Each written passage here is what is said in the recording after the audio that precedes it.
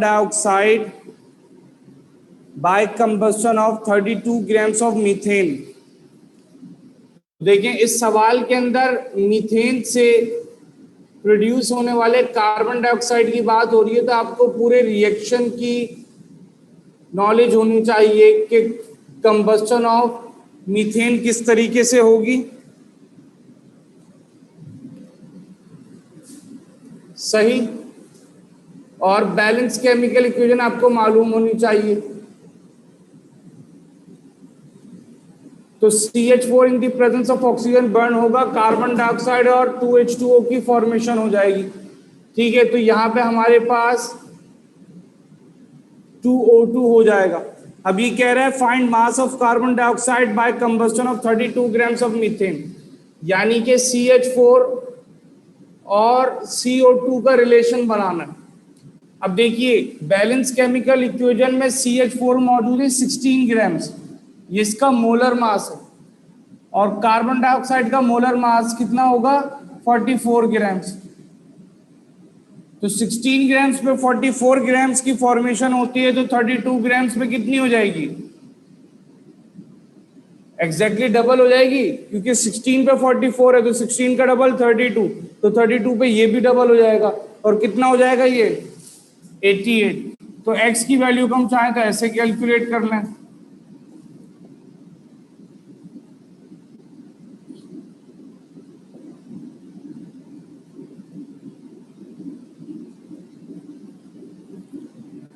तो question number 1 का answer है हमारे पास बी।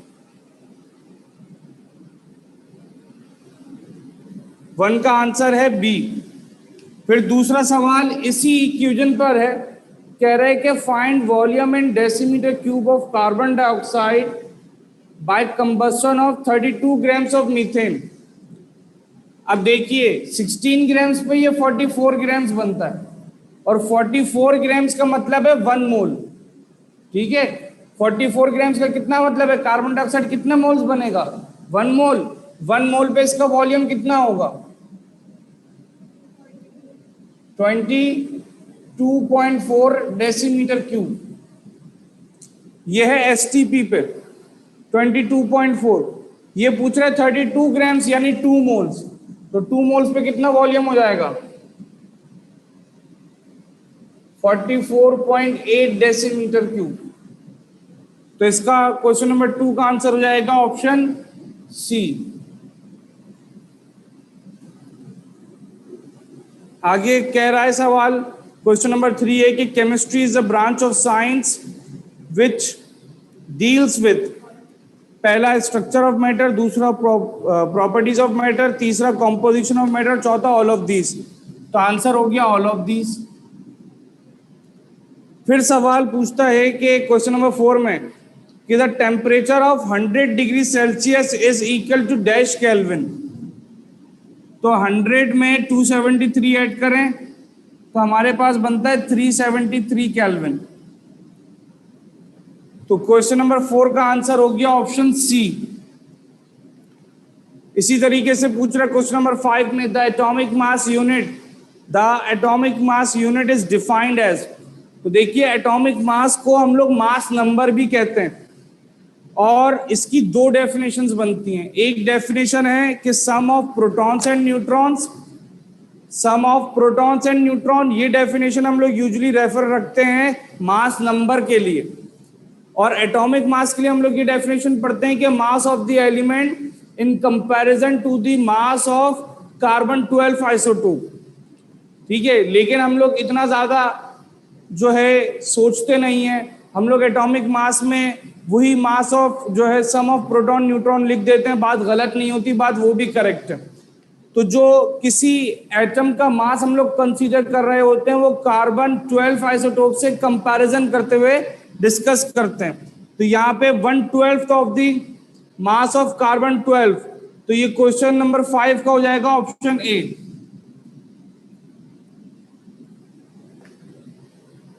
फिर एक सिंपल सा सवाल है कि 200.0 हैव डैश सिग्निफिकेंट फिगर्स। तो भाई नंबर 1 से बड़ा है, डेसिमल मौजूद है, तो सारे जीरो सिग्निफिकेंट।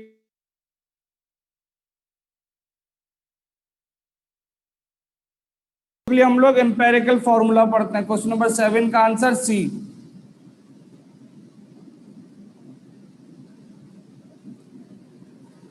ठीक है, अगले सवाल पे जाते हैं। अगला सवाल, what is the mass of 2 moles of oxygen molecule. देखें, 1 मोल ऑक्सीजन मॉलिक्यूल गैस का मतलब है ऑक्सीजन मॉलिक्यूल, 1 मोल ऑक्सीजन मॉलिक्यूल, ऑक्सीजन मॉलिक्यूल यानी कि O2, ये होता है 16 ग्राम्स। ठीक है, 1 मोल का मास होता है 16 ग्राम्स, तो 2 मोल्स का मास क्या हो जाएगा, इसका डबल, ये हो जाएगा 32 ग्राम्स। तो क्वेश्चन नंबर 8 का आंसर हो गया ऑप्शन सी। फिर क्वेश्चन नंबर 9 कह रहा है कि what are the number of atoms in 22.4 decimetre cube of chlorine gas. देखें, क्लोरीन गैस की बात हो रही है, Cl2। अगर इसका वॉल्यूम दिया हुआ है 22.4 डेसीमीटर क्यूब एट STP, तो इसका मतलब ये है कि ये 1 मोल मौजूद है। ठीक है, 1 मोल मौजूद है। अब जब नंबर Cl2 की बात होगी ना, तो ये नंबर ऑफ मॉलिक्यूल्स डिस्कस करना होगा इसमें एक्चुअली। तो इसके नंबर ऑफ मोल्स कितने हो जाएंगे, 6.02 एक्सपोनेंट 23। लेकिन सवाल में नंबर ऑफ मॉलिक्यूल्स नहीं पूछ रहा, नंबर ऑफ एटम्स पूछ रहा है। तो Cl2 के अंदर 2 एटम होते हैं क्लोरीन, तो इसको हम 2 से मल्टीप्लाई कर देंगे, ये हो जाएगा 1.2 एक्सपोनेंट 24। ठीक है, और अगर ये इस मॉलिक्यूल में 3 एटम्स होते तो हम 3 से मल्टीप्लाई करते, 4 एटम्स होते तो हम 4 से मल्टीप्लाई करते। फिल वक्त Cl2 जो मॉलिक्यूल है उसमें 2 ही एटम्स मौजूद हैं, तो 2 से मल्टीप्लाई कर देंगे इस वैल्यू को, तो हमारे पास आंसर आ जाएगा डी। क्वेश्चन नंबर 10 कहता है कि 6.02 एक्सपोनेंट 23 मॉलिक्यूल्स हैं अगर हमारे पास वाटर के, तो इस वैल्यू के हिसाब से वाटर का वेट क्या होगा। तो भाई 6.02 को जब हम डिवाइड करें अवोगाड्रो नंबर से, तो अवोगाड्रो नंबर की वैल्यू एग्जैक्टली यही है, तो हमारे पास मोल्स आ जाते हैं 1। ठीक है, मोल्स आ गए 1, और मोल से मास निकालने का तरीकेकार ये है कि हम मोल्स को मल्टीप्लाई कर देंगे मॉलिक्यूलर मास से। तो 1 को मल्टीप्लाई कर दिया 18 से, तो क्या जवाब आया, 18 ग्राम्स। तो हमारे पास यहां पे आंसर बना 18 ग्राम्स, यानी कि ऑप्शन ए।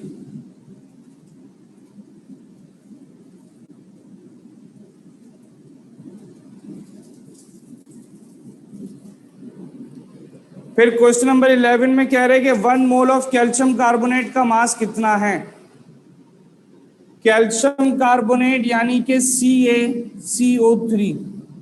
सिंपल सा आपने इसका मॉलिक्यूलर मास फाइंड करना है, क्योंकि कैल्शियम का मास 40 है, कार्बन का मास 12 है, एक ऑक्सीजन का मास 16 और 3 ऑक्सीजन मौजूद है, यानी 48। 48 प्लस 12 60, 60 प्लस 40 कितना हो गया, 100। तो ये हुआ ऑप्शन सी।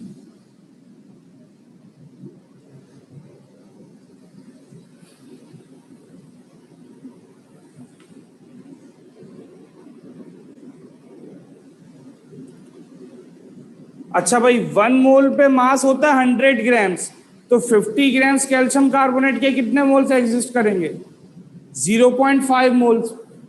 तो ये हो जाएगा हमारे पास 12 का आंसर बी। फिर 39 भी सिंपल सा सिग्निफिकेंट फिगर का सवाल है। कह रहे हैं 49.00 में कितने सिग्निफिकेंट फिगर्स मौजूद हैं। तो नंबर 1 या ग्रेटर देन 1 और डेसिमल मौजूद हो, तो जितने जीरोस होंगे तमाम काउंट होंगे, तो इसमें भी 4 सिग्निफिकेंट फिगर्स हैं।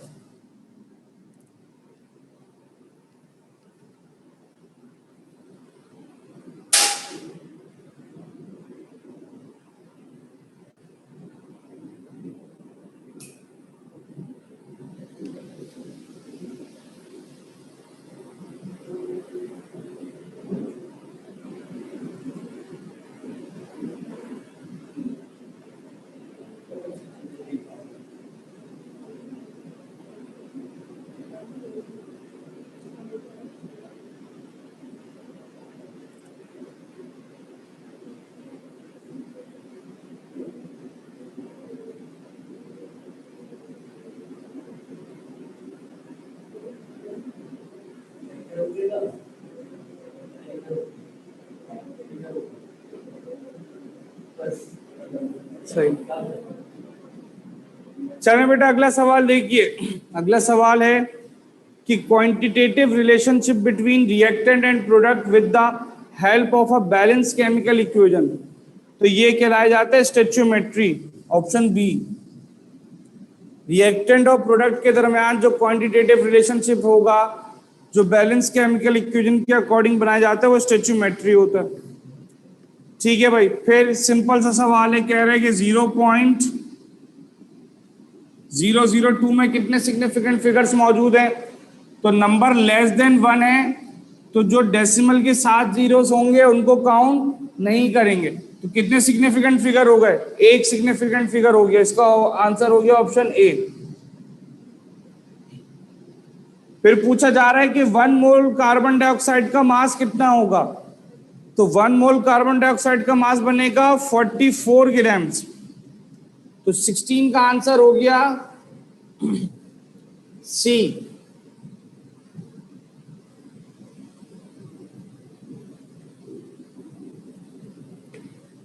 ठीक है। फिर कह रहे हैं कि volume in decimetre cube of SO2 produced by decomposition of 500 decimeter cube of SO3। तो ये कुछ इस तरीके से कह रहा है कि भाई आप SO3 को डिकम्पोज करें और डिकम्पोजिशन के नतीजे में आपके पास बनेगा सल्फर डाइऑक्साइड और ऑक्सीजन गैस। तो ये कह रहा है कि अगर SO3 500 डेसीमीटर क्यूब डिकम्पोज होती है तो SO2 कितना बनेगा। तो देखें दोनों के कोफिशिएंट सेम है, दोनों के दरमियान 1:1 का रेशो है। SO3 और SO2 के दरमियान कोफिशिएंट सेम है, 1:1 का रेशो है। जब रेशो सेम है तो अगर ये 500 डेसीमीटर क्यूब डिकम्पोज होगा तो ये भी 500 डेसीमीटर क्यूब प्रोड्यूस्ड होगा। जितना ये डिकम्पोज होगा उतना ही ये प्रोड्यूस होगा। तो क्वेश्चन नंबर 17 का आंसर है डी।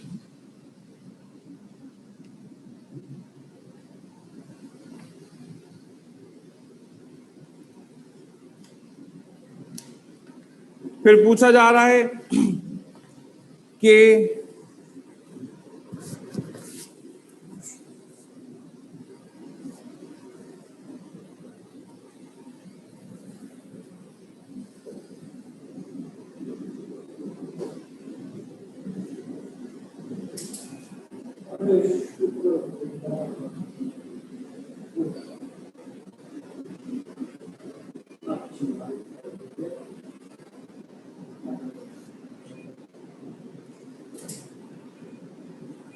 ठीक है भाई। अगला सवाल है, how many protons will be present in 1 atom of titanium.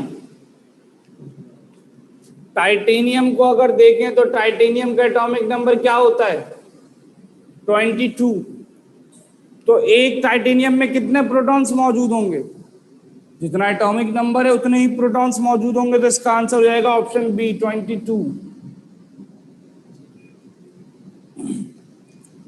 ठीक है।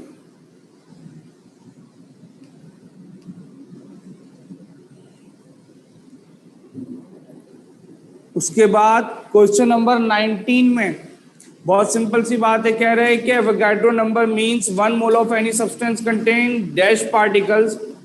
तो ये हमारे पास 6.02 एक्सपोनेंट 23 यानी कि option C is the correct answer. फिर कह रहे हैं कि atomic mass is sum of. तो एटॉमिक मास प्रोटॉन और न्यूट्रॉन का सम होता है। एटॉमिक मास प्रोटॉन्स और न्यूट्रॉन्स का सम होता है और ये बात लिखी हुई है ऑप्शन बी में।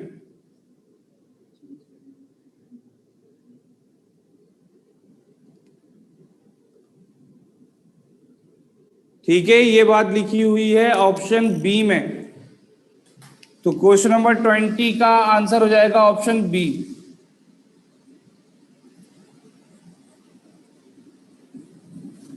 ट्वेंटी 21 में कह रहा है कि O-2 में कितने इलेक्ट्रॉन्स मौजूद होंगे। तो एक ऑक्सीजन में होते हैं 8 इलेक्ट्रॉन्स, -2 का चार्ज है यानी इसने 2 और गेन कर लिए। तो 2 और गेन कर लिए तो आंसर हो जाएगा सी, 10 इलेक्ट्रॉन्स मौजूद होंगे इसमें।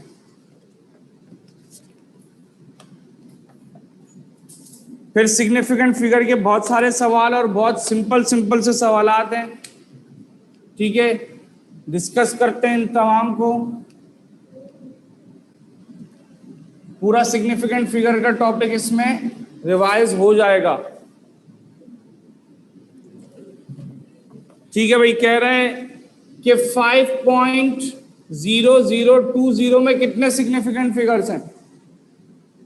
तो देखिए नंबर 1 और ग्रेटर देन 1 है, तो ये जो जीरो है ये तो काउंटेबल होंगे। दूसरा, जो टर्मिनेटिंग जीरो होता है, अगर वो किसी नॉन जीरो की राइट हैंड साइड पर मौजूद है तो उसको भी सिग्निफिकेंट काउंट किया जाता है।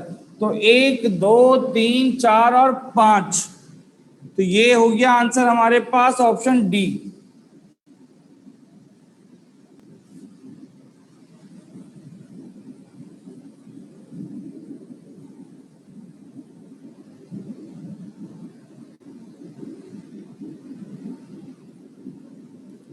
ट्वेंटी थ्री में कह रहा है कि rounding off last digit of 42.28, 42.28 में लास्ट डिजिट को राउंड ऑफ करें तो ये ग्रेटर देन 5 है। इसको राउंड ऑफ किया तो ये रिप्लेस हुआ 0 से और यहां पर आ गया +1, तो ये हो गया 42.30। तो 42.30 बन रहा है ऑप्शन बी। और शायद आप लोगों को याद हो, मैंने समझाया हो आप लोगों को कि राउंडिंग ऑफ डेसिमल वाले नंबर के लिए अलग कहानी है और नॉन डेसिमल के लिए अलग है। क्योंकि नॉन डेसिमल में जब आप कंसीडर करोगे तो नॉन डेसिमल में ये सिग्निफिकेंट फिगर्स कम कर देता है। अगर नंबर में कोई पॉइंट मौजूद नहीं है और आप वहां पे राउंडिंग ऑफ करोगे तो वहां पे ये सिग्निफिकेंट फिगर्स की तादाद जो है कम कर देता है। मिसाल के तौर पे अगर मैं लिखूं 5327, सिंपल ऐसा लिखा मैंने इसको राउंड ऑफ किया, ये बना 533। मैंने इसको राउंड ऑफ किया, अच्छा यहां पे 0 लगेगा, इसको राउंड ऑफ किया तो ये बनेगा 5300। इसको राउंड ऑफ किया ये बना 500 और 0। अब मैं अगर पूछूं इसमें कितने सिग्निफिकेंट फिगर है तो आप बोलेंगे 1। ये बात इसलिए हो पाई क्योंकि इसमें डेसिमल मौजूद नहीं। अच्छा, कुछ बच्चे इस बात को फॉलो करने के लिए 0 ही नहीं लगाते, वो 0 नहीं लगाते रिप्लेस करते वक्त। वो अगर 7 को रिप्लेस कर दिया तो 533 लिख देते हैं, और फिर 3 को रिप्लेस कर दिया 53, और फिर 3 को रिप्लेस कर दिया 5। तो अब बताओ 5327 राउंड ऑफ हो गया, वो बच्चे 5 बना देते। तो 0 लगाना जरूरी है। अब जहां तक राउंडिंग ऑफ में डेसिमल अपना सिग्निफिकेंट फिगर की बात आई, तो सिग्निफिकेंट फिगर पे फर्क आएगा सिर्फ उन नंबर्स पे जिनमें कोई डेसिमल मौजूद ना हो, जैसे यहां पर आ गया। लेकिन यहां पर आप कितना भी राउंड ऑफ कर लें, पॉइंट मौजूद है, हर 0 सिग्निफिकेंट काउंट होगा।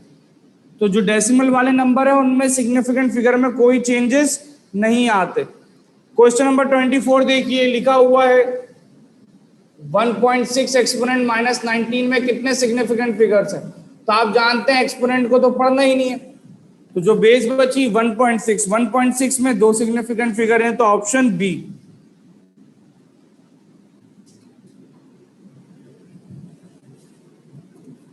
फिर एक सिंपल सा सवाल कह रहे हैं कि नाइट्रोजन के पास कितने प्रोटॉन्स होते हैं?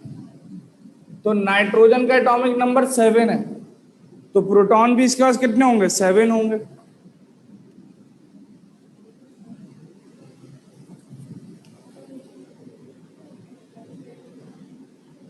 फिर कह रहे हैं कि 2002 में कितने सिग्निफिकेंट फिगर होंगे? 4 होंगे, क्योंकि जो बीच के जीरोस हैं ये काउंट किए जाएंगे, जीरोस बिटवीन नॉन जीरोस के तौर पे काउंट किए जाएंगे। फिर कह रहे हैं ion is atom, neutral species, charge species, none of this. तो ये हो गया ऑप्शन सी, चार्ज स्पीशी। 28 पे कहता है 1 mole of H2O occupies dash volume, तो ये हो जाएगा 22.4, option B. 29, 1000 has the dash characteristic. Characteristic पढ़ा है किताब से? ठीक है, मेंटिसा कैरेक्टरिस्टिक लॉगरिथम में तो 1000 का जो कैरेक्टरिस्टिक है उसका पूरा टेबल मौजूद है कि 10 का कैरेक्टरिस्टिक क्या होगा, 100 का क्या होगा, 1000 का क्या होगा। तो 1000 का क्या होगा कैरेक्टरिस्टिक 3 होगा।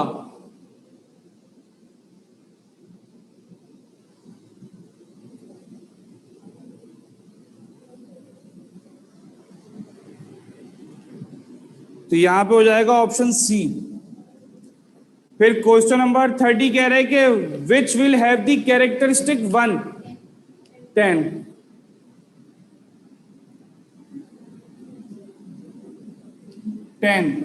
Option A. ठीक है भाई, यहां पे ये बात खत्म हुई। चैप्टर 1 की वर्कशीट हमने सॉल्व करी।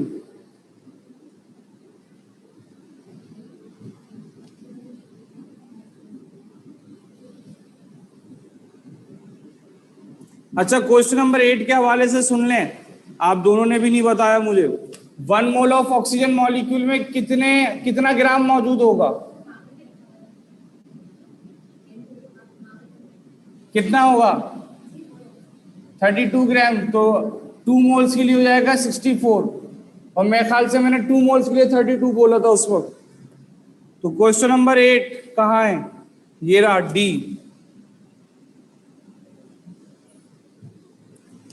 ठीक है भाई, चैप्टर 1 यहां पे हुआ खत्म।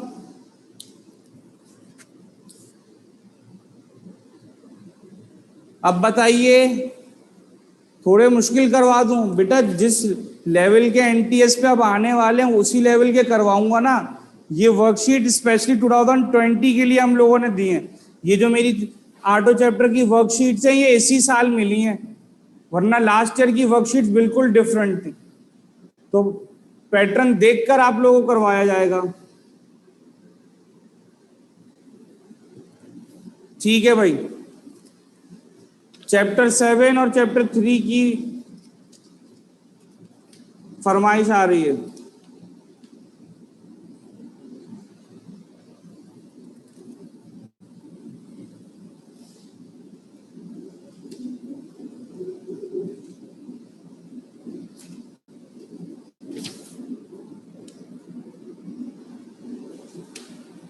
चैप्टर 7 करवाएं।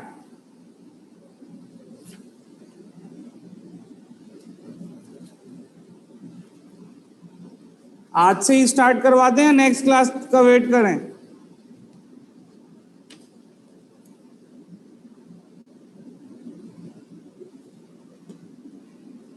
आज ही अभी चलें, ठीक है।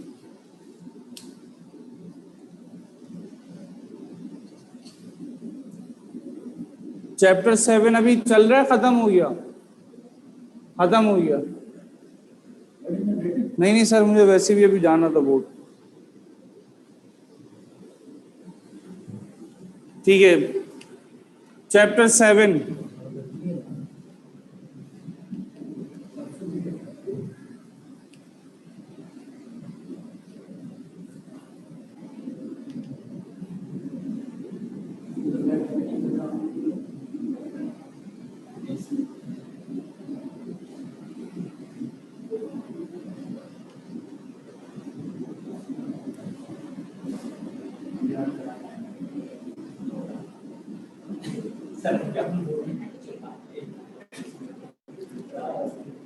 चलें भाई, चैप्टर 7 देखिए।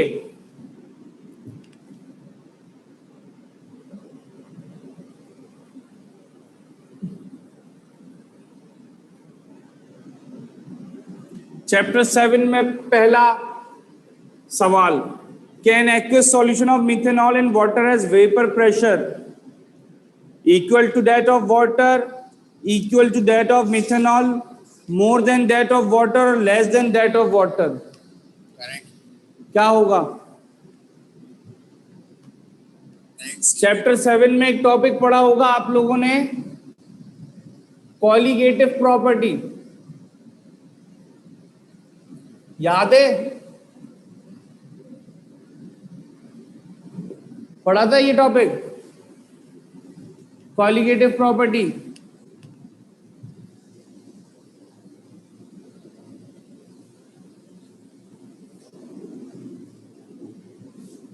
पढ़ा था ना, दो बोलने नहीं, दो बोलने हाँ।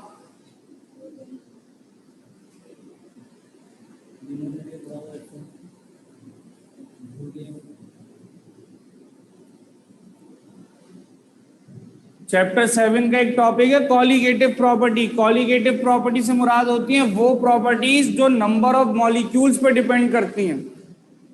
ठीक है, अभी लिख लीजिए, सच प्रॉपर्टीज विच डिपेंड्स ऑन, ये तो सिंध बोर्ड की किताब में मौजूद है, अगर किताब की रीडिंग करें तब भी समझ में आ जाए आप लोगों को।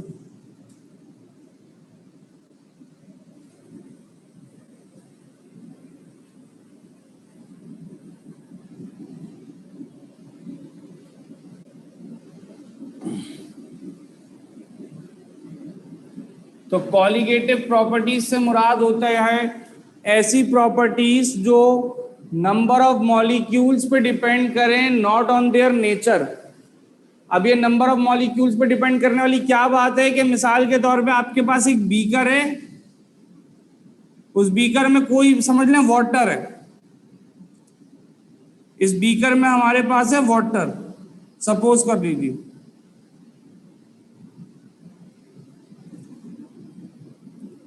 और आपने इसमें डाल दिया कोई भी XYZ सॉल्ट, एक्स सॉल्यूट डाल दिया हमने इसमें। तो अब जो वाटर है, वाटर अब अपनी प्योर स्टेट में नहीं रहेगा एक्स आने के बाद। ठीक है, ये क्या क्या कन्वर्ट हो जाएगा, सॉल्वेंट से ये कन्वर्ट हो जाएगा इनटू सॉल्यूशन। अब जब ये सॉल्यूशन में कन्वर्ट हो जाएगा तो वाटर का boiling point, melting point, freezing point, vapour pressure, refractive index, viscosity, surface tension, हर एक आइडेंटिटी, हर वो प्रॉपर्टी जो उसकी आइडेंटिटी है वो क्या हो जाएगी, चेंज। अब इनमें से कुछ प्रॉपर्टीज ऐसी हैं जो नंबर ऑफ मॉलिक्यूल्स पे डिपेंड करती हैं, यानी जितने ज्यादा मॉलिक्यूल जाते जाएंगे प्रॉपर्टीज में उतना ज्यादा चेंज आता जाएगा। उनमें कौन कौन सी प्रॉपर्टीज हैं, उसमें है हमारे पास elevation of boiling point. Elevation का मतलब इंक्रीज होता है, मैं इंक्रीज भी लिख सकता था लेकिन केमिस्ट्री में कॉलिगेटिव प्रॉपर्टी में यहां पे लफ्ज एलिवेशन का इस्तेमाल किया जाता है। तो एलिवेशन ऑफ बॉइलिंग पॉइंट कि अगर आपने सॉल्यूट इसमें ऐड किया तो वाटर का बॉइलिंग पॉइंट क्या हो जाएगा, बढ़ जाएगा, और जितना ज्यादा सॉल्यूट ऐड करते जाएंगे बॉइलिंग पॉइंट क्या होता जाएगा, बढ़ता जाएगा। ये colligative property. Boiling point colligative property नहीं है, elevation of boiling point colligative property. इसी तरीके से एक और एग्जांपल है डिप्रेशन ऑफ फ्रीजिंग पॉइंट।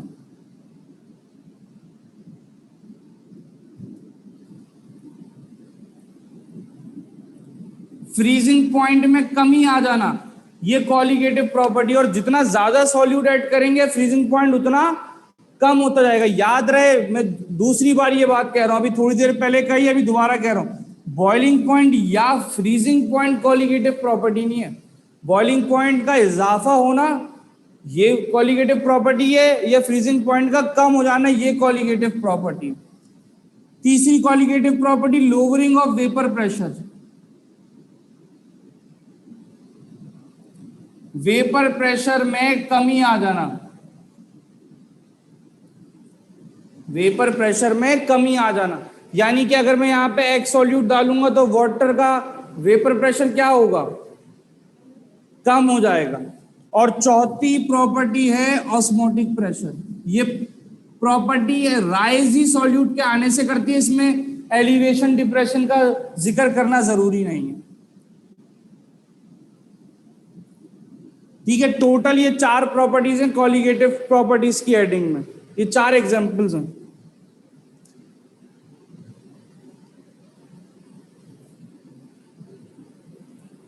अब इसने पूछा कि सवाल के अंदर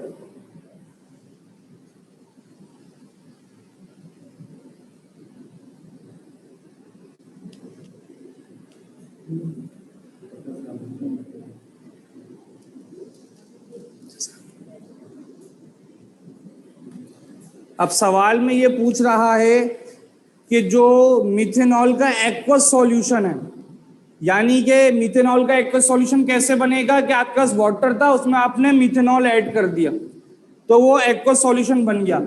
तो उस सॉल्यूशन में सॉल्वेंट कौन है? वाटर है, और मिथेनॉल क्या होगा? सॉल्यूट। तो जो वेपर प्रेशर में कमी या ज्यादती होगी वो वाटर के वेपर प्रेशर की होगी, तो सॉल्यूट के ऐड हो जाने से लेस हो जाएगा।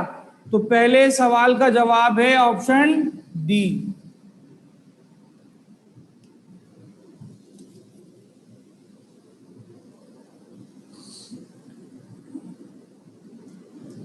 ठीक है भाई। क्वेश्चन नंबर 2,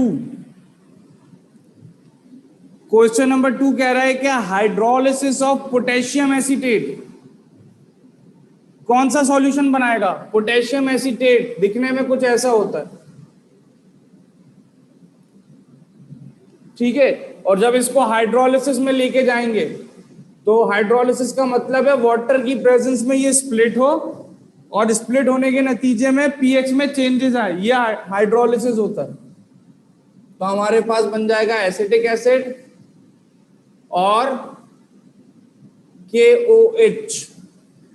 तो बताइए जो रिजल्टेंट सॉल्यूशन बनेगा उसमें एसिड भी मौजूद है, बेस भी मौजूद है, लेकिन कैरेक्टर किसके डोमिनेंट होंगे? सॉल्यूशन एसिडिक बनेगा या बेसिक बनेगा? नहीं पता? अच्छा ये बताइए, ये स्ट्रॉन्ग एसिड है या वीक एसिड है? वीक एसिड है। और ये स्ट्रॉन्ग बेस है या वीक बेस है? तो भाई जो स्ट्रॉन्ग होता है कैरेक्टर उसी का आता है ना, तो सॉल्यूशन बेसिक बनेगा। तो क्वेश्चन नंबर 2 का आंसर सी।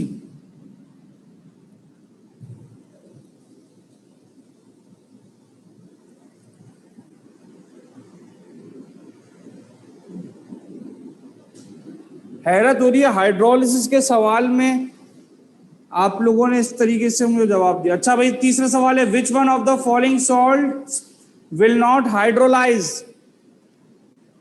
जो 4 ऑप्शन दिए हैं इनमें से कौन सा सॉल्ट हाइड्रोलाइज नहीं होगा, हाइड्रोलिसिस के प्रोसेस से नहीं गुजरेगा?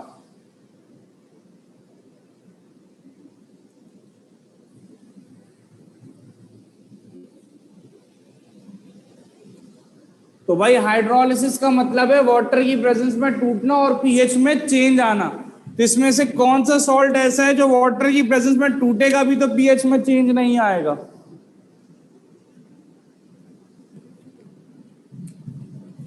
अरे भाई NaCl। NaCl जब वाटर की प्रेजेंस में टूटेगा तो फौरन NaOH और HCl बना देगा, दोनों ही स्ट्रॉन्ग नेचर के हैं, तो ये फौरन बैकवर्ड रिएक्शन कर जाएंगे। ठीक है, तो इसका जवाब होगा ऑप्शन ए। हाँ तो भाई कौन बोल रहा था सर आपकी वर्कशीट बहुत आसान है? Question number 4, the sum of mole fractions of component of solution is equal to, क्या होगा आंसर? 1 होगा। Very good. किसी भी सॉल्यूशन में जितने भी कंपोनेंट्स हैं उसके मोल फ्रैक्शन को x से रिप्रेजेंट करते हैं, ये तो पता होगा। सबके कंपोनेंट को मिसाल के तौर पे समझ लीजिए कि a प्लस बी प्लस सी ने मिलकर एक सॉल्यूशन बनाया, कि सॉल्यूशन के 3 कंपोनेंट्स हैं a प्लस बी प्लस सी। तो a का मोल फ्रैक्शन, b का मोल फ्रैक्शन और c का मोल फ्रैक्शन 1 के बराबर होगा। ये स्टेटमेंट याद रखिएगा, sum of the mole fraction of all the components in a solution is always equal to 1। फिर अगला सवाल है, the vapour pressure of aqueous solution of sugar is equal to vapour pressure of water, more than vapour pressure of water, less than vapour pressure of water, और none of the above.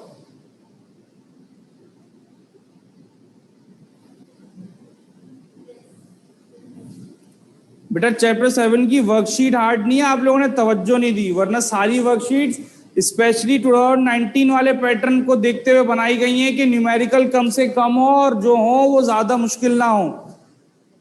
2019 का जैसे सवाल paper आया था वैसे बनाई गई हैं।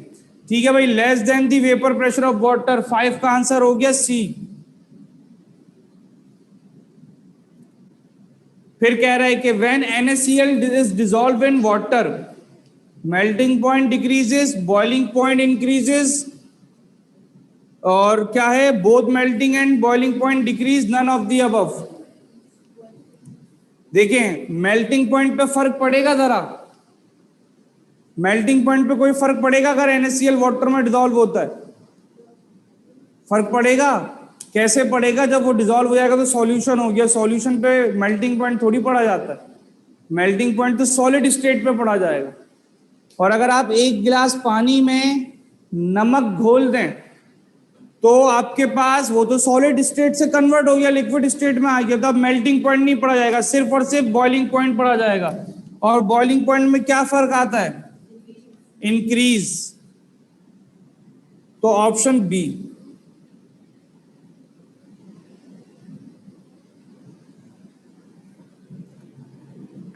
फिर कह रहे हैं which one of the following is not soluble in alcohol? KCl, urea, acetone, ether. तो आप लोग जानते हैं लाइक डिसॉल्व लाइक, तो अल्कोहल है हमारे पास कोवलेंट कंपाउंड, सही। अब इसके अंदर वैसे तो पोलर कोवलेंट है ये, लेकिन इसके अंदर हमारे पास तमाम कोवलेंट कंपाउंड इजीली डिसॉल्व हो सकते हैं as compare to any salt. तो 7 का आंसर हो जाएगा ए। फिर क्वेश्चन नंबर 8 कह रहा है अकॉर्डिंग टू रॉल्स लॉ, और फिर 4 स्टेटमेंट हैं। पहली स्टेटमेंट है कि the relative lowering of vapour pressure is equal to the mole fraction of solute. दूसरी बात है कि the lowering of vapour pressure is directly proportional to the mole fraction of solute. और तीसरा ऑप्शन है vapour pressure of solvent above solution is equal to the product of vapor pressure of pure solvent and mole fraction of solvent in solution। और चौथा option है all of the above. कौन सी statement correct है Rawls law की? Rawls law नहीं पढ़ा? ऐसे कैसे हो सकते? सॉल्यूशन के चैप्टर 7 को 3 सेक्शन में डिवाइड करता हूं मैं हमेशा। अच्छा, तो रॉल्स लॉ पढ़े बगैर सॉल्यूशन को पढ़ा कैसे? चैप्टर 7 के 3 सेक्शन बनते हैं ना, एक सॉल्यूशन का, एक एसिड बेस का और एक इलेक्ट्रोकेमिस्ट्री का।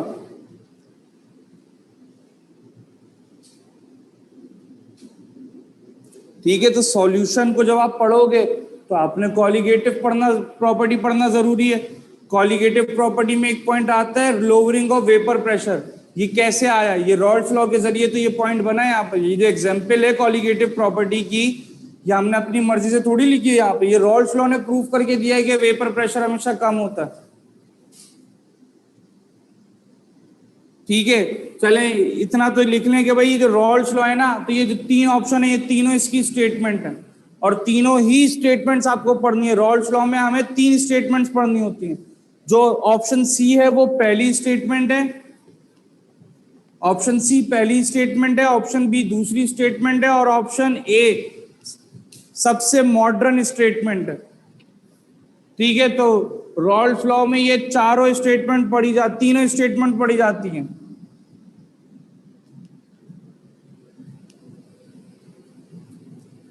क्वेश्चन नंबर 9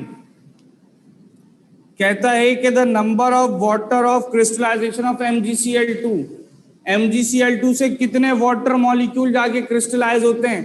तो हमारी सिंध बोर्ड की किताब में चैप्टर 7 जहां स्टार्ट होता है उसके तीसरे या चौथे पेज पर ये बात लिखी हुई है कि MgCl2 के साथ 6 वाटर मॉलिक्यूल जाके अटैच होते हैं।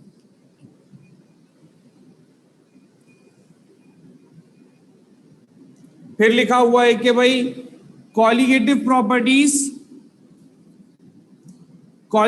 Properties are the properties of solution that depends upon number, nature of molecule, unity, physical property या नंबर ऑफ मॉलिक्यूल्स?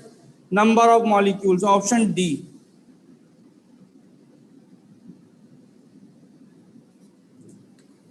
अगला सवाल कह रहे हैं कि homogeneous mixture of 2 chemical substances whose proportion can be varied is called।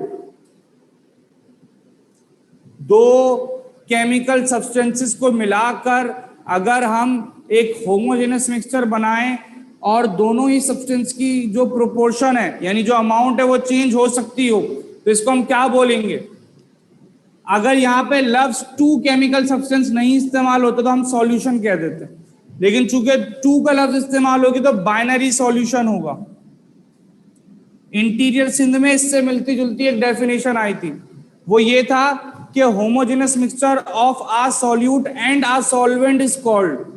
Interior सिंध में ये डेफिनेशन आई थी बाइनरी सॉल्यूशन की कि एक सॉल्यूट और एक सॉल्वेंट मिलके अगर कोई होमोजेनस मिक्सचर बनाए तो क्या कहा जाता है? बाइनरी सॉल्यूशन कहा जाता है। यहाँ पे भी वही बात हमने दोबारा से कही है, लेकिन थोड़े से डिफरेंट अंदाज में।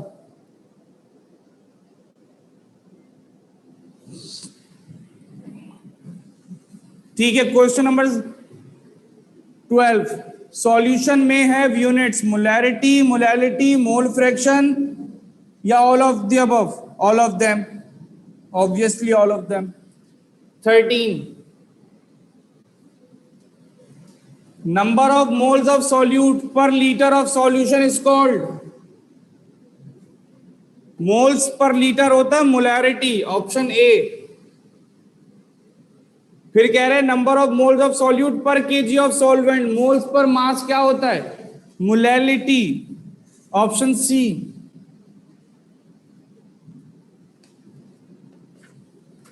ठीक है, जब तक टीचर नहीं आते आप लोग हम लोग कंटिन्यू रखते हैं। वैसे तो टाइम हो गया है, लेकिन टीचर आने तक हम लोग पढ़ेंगे। Question number 15, the amount of solute present in the given amount of solvent concentration. ये 2016 एनटीएस में ये डेफिनेशन आई थी कंसंट्रेशन की, 2016 एनटीएस में ये डेफिनेशन आ चुकी है। फिर उसके बाद the ratio of number of moles of a particular component of the solution to the number of moles of the all components।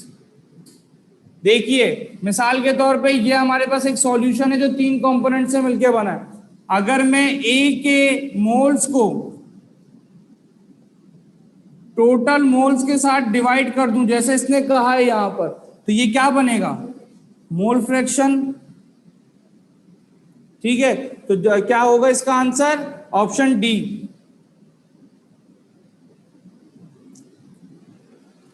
फिर कह रहे हैं कि the process in which the solvent molecules are surrounded and interact with solute ions और molecules is called hydration.